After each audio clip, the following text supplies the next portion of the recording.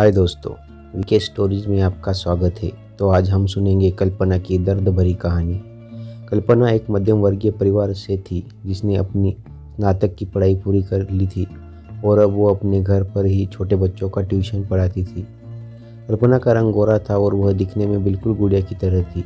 कल्पना के माता पिता उसकी शादी के लिए एक अच्छे लड़के की तलाश कर रहे थे।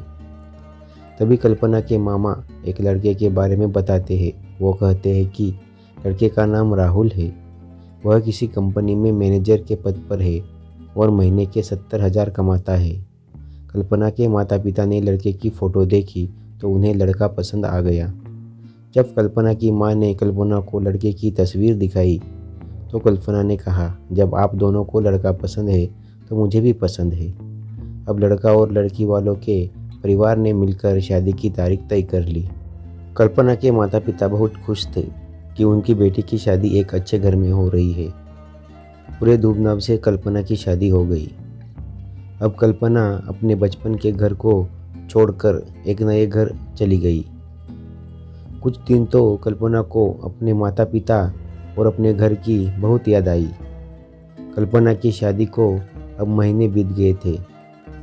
अब उसका पति राहुल उससे पहले जैसा व्यवहार कल्पना के साथ नहीं करता था। कल्पना से वो चिड़ा सा रहता था।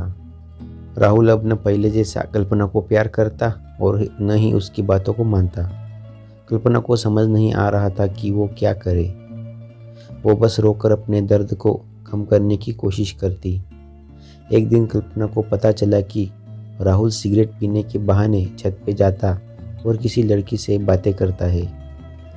जब कल्पना ने राहुल से पूछा कि आप रोजाना छत पे जाकर किससे बात करते हो, तो इस पे राहुल ने जवाब दिया कि वो मेरे ऑफिस का फ्रेंड है, बस उसी से बातें करता हूँ और तुम अपने काम से मतलब रखो, ज़्यादा सीआईडी बनने की ज़रूरत नहीं है। होली का दिन था। राहुल के कुछ दोस्त उसके घर आए थे। सभी ने घर पर पार्टी की। उस दिन राहुल का एक दोस्त थोड़ा ज़्यादा ड्रिंक कर लिया था और उसने नशे में कल्पना से सामने जाकर कहा, भाभी आप इतनी प्यारी और मासूम हो, फिर भी राहुल भाई दिन भर उस घमंडी नेहा से बातें करते रहते हैं। लगता है कि आप राहुल भाई का सही से ख्याल नहीं रखते। ये सुनकर कल्पना का शक अब हकीकत में बन चुका था।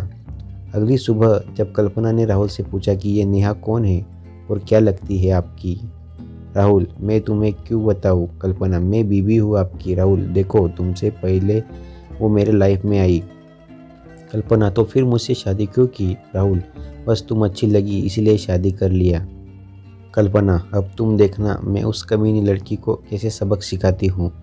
नेहा को कल्पना ने कमीनी कहा तो राहुल ने गुस्से में कल्पना को बहुत मारा और उसे कमरे में बंद कर दिया। कल्पना के सास को सब पता था, फिर भी वह अपने बेटे के सामने एक शब्द भी नहीं बोलती थी। शाम को जब राहुल आया तब उसने रूम का दरवाज़ा खोला। उस दिन कल्पना की तबीयत खराब हो गई, फिर भी उसी हालत में उसने खाना बनाया। कल्पना ये सारी बातें अपनी माँ को बताना चाहती थी, लेकिन चाहकर भी वह नहीं बता पा रही थी, क्योंकि वह जानती थी कि अगर उसके माता पिता को ये सब पता चलेगा तो वह परेशान हो जाएंगे। राहुल अब कल्पना के साथ नौकरानी जैसा व्यवहार करने लगा। छोटी छोटी बातों पे उसे मारता। कल्पना अब धीरे धीरे डिप्रेशन का शिकार होने लगी। उसके दिमाग में गलत गलत ख्याल आने लगे। अब न वो समय पे खाना खाती और न ही किसी से बात करती।